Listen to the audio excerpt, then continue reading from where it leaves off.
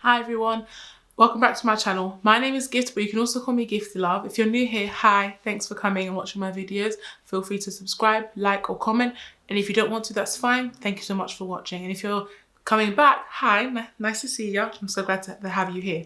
Now, this video, I'm actually going to try and make it really short and quick because my point is quite simple. I want to talk about why anger is important for people, especially black women. Now, anger, yes, is important for everybody, but it is especially important for black women because misogynoir is a thing. So it is misogyny. Everyone knows what it is. It's discrimination towards women, and misogynoir is it's gender discrimination on top of racial discrimination.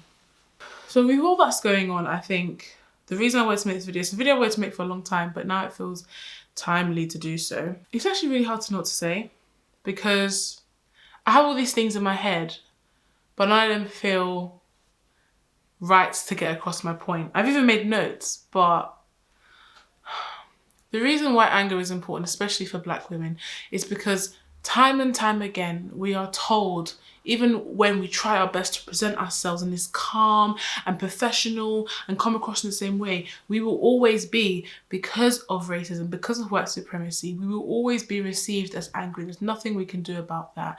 It is about how that person sees and what they are used to seeing in the media, in films, in whatever, how they're used to seeing black women is how they interpret all black people, especially black women, when it comes to anger. And I think it's so important for us to be angry because it's cathartic to feel anger, sit in it and actually get out how you feel. It is not healthy. There are physical effects, negative physical effects of us feeling angry, and there's so much happening to black women to be angry about and feel like we have to contain it, we have to keep it in, we have to keep calm, we have to be professional, be respectable. Fuck that respectability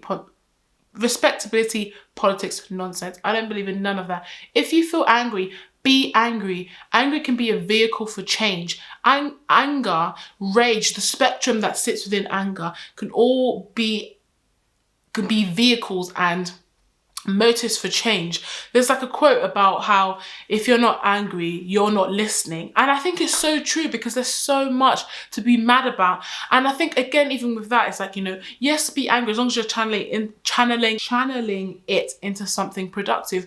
And I agree with that. But at the same time, we should just be allowed to feel the range of human emotions that the God-given human emotions we are given from birth.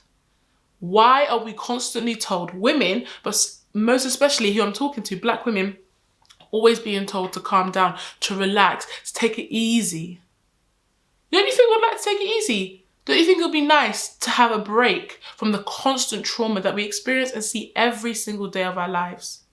Wouldn't that be nice? It's just, when people tell me to calm down, it just makes me so mad because I'm like, there's so many things to be angry about, and now you're adding more onto that list of things to be angry about. For so long, black women have been told to, you know, are being told explicitly and not explicitly to shrink ourselves, to be smaller, to be quieter, to be more this, to be more that, because it will make you closer to whiteness, or it will make you be more approachable, or, you know, it's just better to be calm and relaxed, and, you know. And also there's an element of, because of the way we're displayed in films and movies and things like that, there is this feeling like, oh, you know what, the angry black women trope that we see in films, I don't want to reflect or be like that, so let me just calm down and relax. Because what happens usually is that when black women are angry, the consequences or the fallout from that is usually a lot more severe than if any other person was angry. So my main message is to stay angry. Change doesn't come from people being happy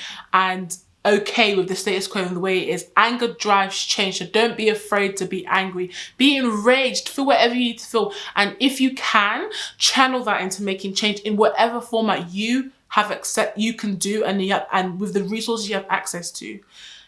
This movement, all that is going on, as much as it is black women doing the heavy lifting, it shouldn't be. So many times that there's so many situations where the responsibility of making change or speaking out is put on the black woman, and we're tired. It is a lot of work. The other day, I witnessed a racist incident happening to some people, a South Asian family, and the two people that came to check up on that family and make sure they were okay was me and another black woman. We are always doing the heavy lifting. We are constantly putting our necks on the line to help society and push things forward, but no one's taking care of us. So as much as there's that two sides of it. I'm like, black women, feel and do whatever you want. Feel the range and the fullness of all of your emotions, but also take care of yourself, because no one's taking care of us apart from each other. So take care of yourself, feel that anger, but also remember that rest and reprieve are just as important as the anger that you feel. And for those of you that like to tell black women to calm down, why don't you leave us alone? Why don't you spend all of that time, rather than policing our feelings, why don't you spend that time thinking about how uncomfortable you feel with your privilege, sit with your privilege, and actually deep where it's gotten you and how that's helped you and how uncomfortable it is to feel and understand where your privilege gets you, rather than policing other people. Sit with that uncomfortability. A lot of white people over the last few days and in the coming months, because there's been a shift, I know and I feel like there's been a shift in the conscious minds of people all around the world, really actually sit. You're feeling really uncomfortable, and rather than jumping on your phone to quickly get this guilt and all these emotions out on black people that you haven't spoken to in months, why don't you sit with that uncomfortability, sit with it, understand it, become familiar with it, because this is not the last time you're going to feel uncomfortable. As you learn about how white supremacy and the structures it has in place really affects just about everything in the world right now, you will feel that feeling over and over and over again. It isn't just white people, non-black POC. This is the uncomfortableness you feel now, being confronted with the privilege that you even may have. It's something that you need to sit with and understand, and then that feeling and that uncomfortable feeling, make sure you use that to fight for change for the people that have been doing it for centuries, that have been fighting for our right to just live.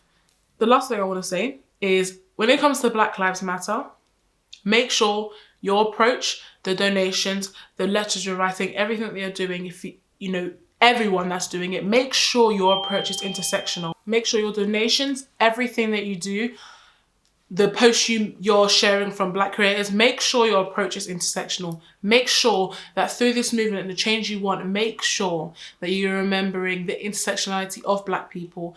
We are not a monolith, and there are so many intersections that come into it. There's disability, sexuality, class, all those things. So make sure when you're thinking about your approach and how to help, make sure you are thinking of the people, of everyone, of all the black people around the world that have suffered for so long under the white supremacy, totalitarian regime it feels like we live under. In closing, the main thing I want to get across is anger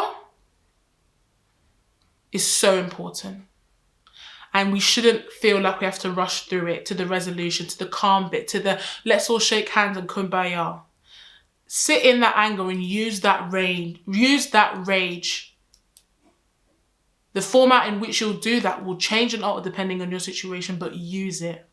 And if you just feel angry and you don't want to do anything constructive with it, you're just feeling anger, feel it. Do what you can to get all those feelings out. Write letters, boxing, running, biking, whatever you can to get that emotion out rather than it just sitting within you.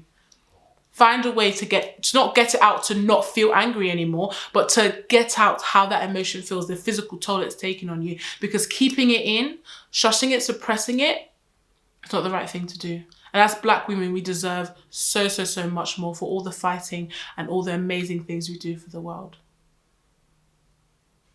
So the main thing I want to say is stay angry. That's how we get change. Thank you for watching. Remember to subscribe, like, comment. I'll see you all soon. Bye.